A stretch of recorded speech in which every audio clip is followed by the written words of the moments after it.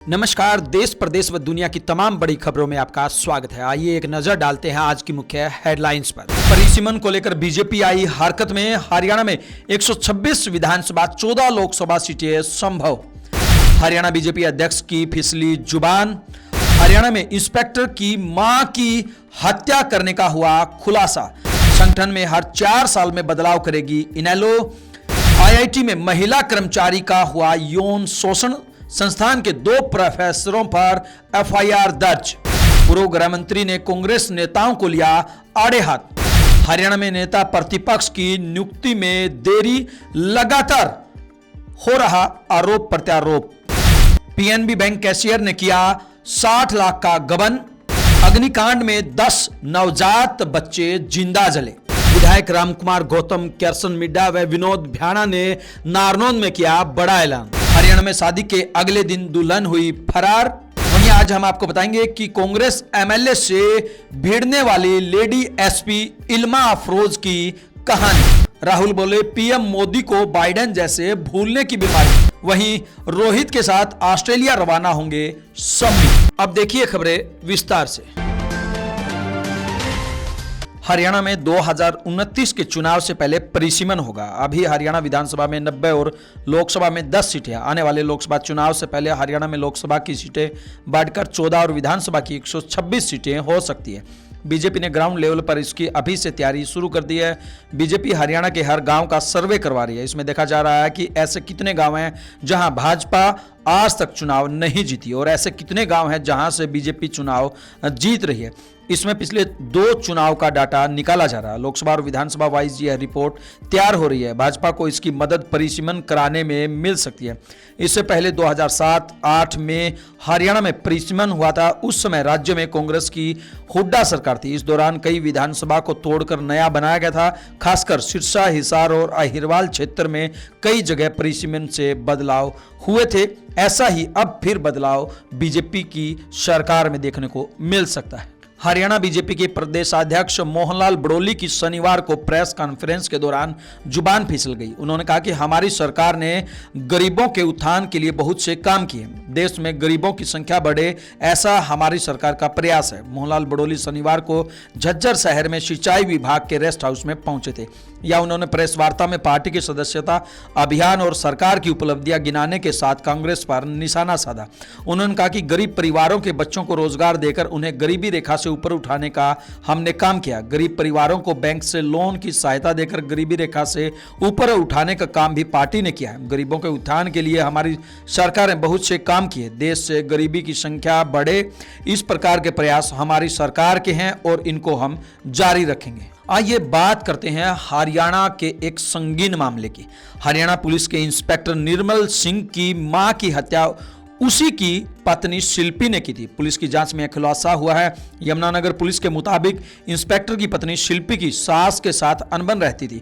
उसी ने सास राजबाला की हत्या की, जिसके बाद पर्दा डालने के लिए सामान बिखेरकर इसे लूट की घटना बनाने की कोशिश की। यमुनानगर पुलिस ने आरोपी बहू को गिरफ्तार कर लिया है, जिससे हत्या को लेकर आगे पूछताछ की जा रही है। पुलिस के मुताबिक शिल्पी के हाथ में खरोंचों के ताजा निशान देखने के बाद ही पुलिस को उस पर शक हुआ। यह खरोंचे उसे सास से हाथापाई के वक्त लगी थी, जिस दौरान शिल्पी ने सास का गला घोंटकर हत्या कर दी। डीएसपी राजेश कुमार के मुताबिक अभी घरेलू अनबन में हत्या की बात सामने आई है। हालांकि यह भी पता चला कि इंस्पेक्टर की पत्नी के अवैध संबंध भी थे, जिसकी जांच जारी है। कहीं ना कहीं जांच में अभी तक यह खुलासा हुआ है कि इंस्पेक्टर की पत्नी के कई सालों से एक लड़के के साथ नाजायज संबंध थे और उसी के लिए उसने घर के गहने भी लूटकर उसको दे दिए थे। हरियाणा विधानसभा चुनाव में मिली करारी हार के बाद इंडियन नेशनल लोकदल अब हर 4 साल में संगठन में बदलाव करेगी। चुनाव की समीक्षा को लेकर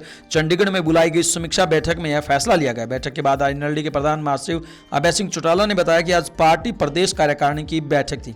बैठक में पार्टी के सभी विधानसभा उम्मीदवारों को बुलाया गया था। पार्टी के सभी पदाधिकारी भी इस दौरान मौजूद रहे। अभय चौटाला ने बताया कि इस चुनाव में पार्टी के नेताओं की क्या भूमिका रही, क्या कांड रहे कि पार्टी की परफॉर्मेंस डाउन रही, इस पर भी चर्चा की गई। भविष्य में पार्टी को मजबूत करने की रणनीति बनाई गई है। पार्टी के संगठन को नए सिरे से गठन किया जाएगा। नए साथियों को पार्टी में जगह मिलनी चाहिए। मीटिंग में संगठन में 4 साल के बाद बदलाव होना चाहिए, इस तरीके की बात भी सामने आई। हरियाणा के सोनीपत में आईआईटी महिला कर्मचारी के यौन शोषण का मामला सामने आया। महिला कर्मी ने संस्थान के 2 प्रोफेसरों के खिलाफ शिकायत दी है। शनिवार को इसको लेकर महिला आयोग की डिप्टी चेयरमैन सोनिया अग्रवाल ने भी संस्थान का दौरा किया। फिलहाल पुलिस ने केस दर्ज कर छानबीन शुरू कर दी है। जानकारी के अनुसार भारतीय सूचना प्रौद्योगिकी संस्थान राय में कार्यरत महिला कर्मचारी ने पिछले दिनों शिकायत दी थी कि संस्थान के 2 प्रोफेसरों ने उसका यौन शोषण किया। शिकायत पर कोई कार्रवाई नहीं हुई तो इसके बारे में हरियाणा महिला आयोग को शिकायत भेजी गई। शनिवार को सोनिया अग्रवाल आईआईटी में पहुंची और पूरे मामले में जानकारी ली। हरियाणा के पूर्व गृह मंत्री एवं कांग्रेस के सीनियर नेता सुभाष बत्रा ने कांग्रेस की हार के कारणों को लेकर अपनी ही पार्टी और नेताओं को आड़े हाथों लिया। सुभाष बत्रा ने कहा कि कांग्रेस की हार का कारण ईवीएम में गड़बड़ी तो रहा है, मगर इसका कारण कांग्रेस का जिला और ब्लॉक स्तर पर संगठन नहीं बनना भी है। साथ ही 17 साल से कांग्रेस का जिला स्तर पर संगठन नहीं बना। फूलचंद मुलाना, अशोक तंवर, कुमारी शैलजा उदयभान के कार्यकाल में संगठन नहीं बन पाया, जिसका जिम्मेदार पार्टी और बड़े नेता है। उन्होंने कहा कि कांग्रेस में गुटबाजी भी रही है, बड़े नेता एक साथ नहीं आए। हार की एक बड़ी वजह गुटबाजी भी रही है। चुनाव के समय जातीय समीकरण भी हार का कारण रही। बीजेपी जातीय समीकरण बैठाने में कामयाब रही। वे एक सूत्रीय नीति पर चले और जाट और नॉन जाट की राजनीति करने में सफल रहे। कांग्रेस को बीजेपी की काट उसी तरह से जातीय समीकरण बैठाकर चलाना होगा। कांग्रेस को नॉन जाट के हाथ में कमान देनी होगी। हरियाणा में सरकार गठन के 1.5 माह बाद भी कांग्रेस नेता प्रतिपक्ष नियुक्त करने में असफल रही है, जिससे विधानसभा सत्र के दौरान विपक्षी दल की मजबूती पर सवाल उठे। कांग्रेस नेता शमशेर सिंह गोगी ने इसे नेतृत्व की व्यवस्था का परिणाम बताते हुए कहा कि महाराष्ट्र और झारखंड चुनाव के कारण यह निर्णय टल गया। गोगी ने माना कि सत्र से पहले यह फैसला होना चाहिए था। वहीं प्रदेश अध्यक्ष की हार और पार्टी के 15 वर्षों से संगठनहीन होने को उन्होंने कांग्रेस की कमजोरी करार दिया। भाजपा पर निशाना साधते हुए गोगी ने कहा कि किसानों के लिए किए गए वादों को झूठा बताया और करनाल मंडियों में फर्जीवाड़े व नौकरियों में अनियमितताओं का आरोप लगाया। उन्होंने चुनाव में धनबल और शाम दाम दंड भेद अपनाने का भी मुद्दा उठाया। कांग्रेस में गुटबाजी और अनुशासन पर सवालों के बीच गोगी ने पार्टी को मजबूत करने के लिए कठोर निर्णय लेने की वकालत की। करनाल के सेक्टर 13 में पंजाब नेशनल बैंक के शाखा प्रबंधन ने कैशियर पर करीब 60 लाख रुपए के गबन का आरोप लगाया है। मामले का खुलासा कैश की गिनती के दौरान हुआ। कैशियर द्वारा घोटाले से बैंक में हड़कंप मच गया। ब्रांच मैनेजर ने मामले की शिकायत सिविल लाइन थाना पुलिस को की है। पुलिस ने शिकायत के आधार पर मामला दर्ज कर जांच शुरू कर दी है। पुलिस इस मामले में हर पहलू पर गहनता से जांच कर रही है।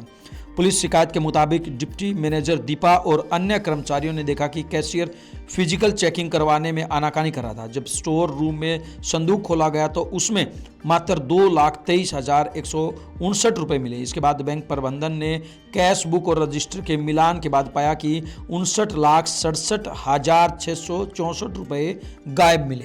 आइए बात करते हैं एक बहुत ही दर्दनाक हादसे की। झांसी के महारानी लक्ष्मीबाई सरकारी मेडिकल कॉलेज में special newborn care unit SNCU में शुक्रवार रात भीषण आग लगी। हादसे में 10 बच्चों की मौत हो गई। वार्ड की खिड़की तोड़कर 39 बच्चों को सुरक्षित बाहर निकाला गया। अभी तक 8 बच्चों की सूचना नहीं मिल पाई है। इधर बच्चों को बचाने वाले युवक ने कहा, आग लगी तो डॉक्टर भागने लगे, मैंने 4-5 बच्चों को बचाया। अब मीडिया में बयान देने पर अस्पताल प्रशासन ने धमकी दी है। कहा जा रहा है कि तुम ऐसे बयान कैसे दे रहे हो। हरियाणा के वरिष्ठ नेता रामकुमार गौतम, करसन मिड्डा और विनोद भ्याणा ने नारनौल में एक विशेष कार्यक्रम में भाग लिया। इस कार्यक्रम का आयोजन सिख धर्म के संस्थापक श्री गुरु नानक देव जी के जीवन और उनके उपदेशों को श्रद्धांजलि देने के लिए किया गया था। नेताओं ने गुरु नानक देव जी के दिखाए मार्ग पर चलने की बात कही और उनके उपदेशों को आज की पीढ़ी के लिए प्रासंगिक बताया। उन्होंने कहा कि गुरु नानक जी का संदेश समानता, भाईचारे और मानवता के कल्याण का प्रतीक है।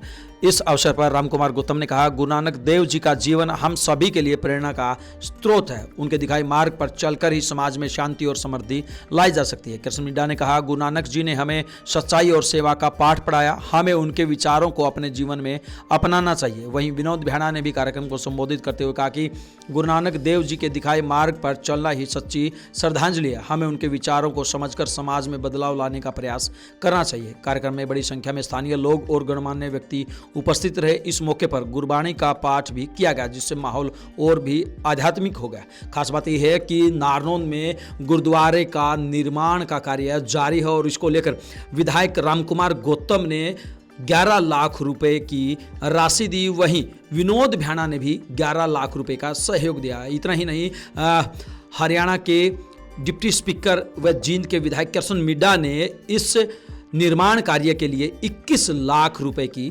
धनराशि दी। तमाम विधायकों का गुरुद्वारा कमेटी की तरफ से व नारनौंद समिति की तरफ से धन्यवाद किया गया। हरियाणा के सोनीपत में शादी के अगले दिन दुल्हन रात को पति और सास को बेसुध कर फरार हो गई। 13 नवंबर को शादी हुई थी और अब 24 नवंबर को परिवार की ओर से शादी का रिसेप्शन रखा गया था। सास और उसके पति को बेहोशी की हालत में अस्पताल में भर्ती करा गया। परिवार का कहना है कि नई नवेली दुल्हन घर से जेवरात, कीमती सामान व कैश सब कुछ ले गई। घर में सामान बिखरा पड़ा है और संदूक भी खुली हालत में मिले हैं। जानकारी के अनुसार खरखोदा के युवक की शादी उत्तराखंड की एक युवती पल्लवी के साथ तय हुई थी। खरखोदा से 13 नवंबर को बारात उत्तराखंड के हरिद्वार गई, जहां दोनों की शादी हुई। शादी की रस्में निभाकर 15 नवंबर को पति पत्नी व परिजन खरखोदा पहुंचे थे। शादी से पूरा परिवार खुश था। परिवार ने 24 नवंबर को शादी की पार्टी रखी थी। नाते रिश्तेदारों व अन्य जानकारों को इसका न्योता भी दे दिया था। आइए बात करते हैं लेडी एसपी की। हिमाचल प्रदेश के बद्दी में कांग्रेस एमएलए की पत्नी की गाड़ियों का चालान काटने वाली लेडी एसपी इल्मा अफरोज खूब सुर्खियों में। इल्मा ने कुछ दिन पहले विधायक से विवाद के बाद बद्दी एसपी ऑफिस से अपना सामान समेट लिया था। इसके बाद वह मां के साथ उत्तर प्रदेश के मुरादाबाद में लौट आई। सरकार और हिमाचल पुलिस इस पर खुलकर कुछ नहीं कह रही है। खुद सीएम सुखविंदर सक्खू ने यह कहकर पल्ला झाड़ दिया कि इल्मा अफरोज छुट्टी पर गई है। इसके अलावा कुछ नहीं है। चर्चा यह भी है कि इल्मा पर दबाव डाला जा रहा था। सरकार हाईकोर्ट में चल रहे एक यौन शोषण केस की वजह से उन्हें ट्रांसफर नहीं कर सकती, इसलिए लंबी छुट्टी पर भेज दिया।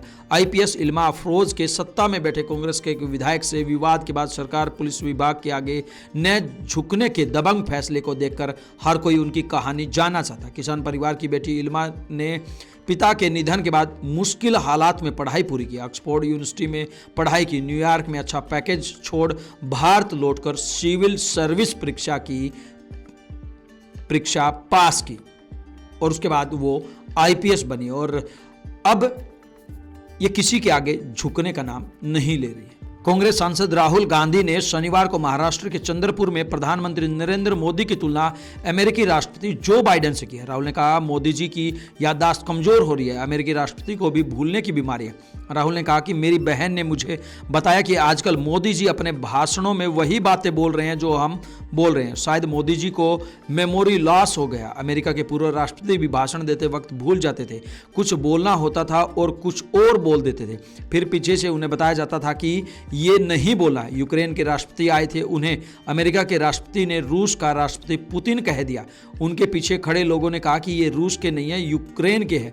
उनका मेमोरी लॉस हो गया था। ऐसे ही हमारे प्रधानमंत्री का मेमोरी भी लॉस हो गई है। आइए बात करते हैं खेल जगत की। भारतीय तेज गेंदबाज मोहम्मद शमी कप्तान रोहित शर्मा के साथ बॉर्डर गावस्कर ट्रॉफी के लिए ऑस्ट्रेलिया रवाना होंगे। 5 मैचों की यह टेस्ट सीरीज 22 नवंबर से पर्थ में शुरू होगी। उनके टीम में शामिल होने पर एक फैसला एक मैच के बाद ही लिया जाएगा।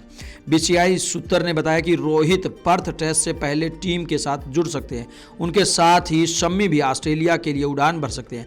रोहित निजी कारणों से टीम के साथ ऑस्ट्रेलिया रवाना नहीं हुए थे। टीम के बाकी मेंबर्स 11 नवंबर को ही ऑस्ट्रेलिया पहुंच गए थे। बॉर्डर गावस्कर ट्रॉफी के लिए टीम इंडिया ऑस्ट्रेलिया पहुंच गई है। पहला टेस्ट 22 नवंबर से पर्थ में खेला जाएगा। टीम वहां 5 टेस्ट मैच खेलेगी। इन तमाम खबरों को लेकर आपकी क्या कुछ प्रतिक्रिया है, आप हमें कमेंट बॉक्स के माध्यम से जरूर बताएं। ब्यूरो रिपोर्ट, बिंदास रहना।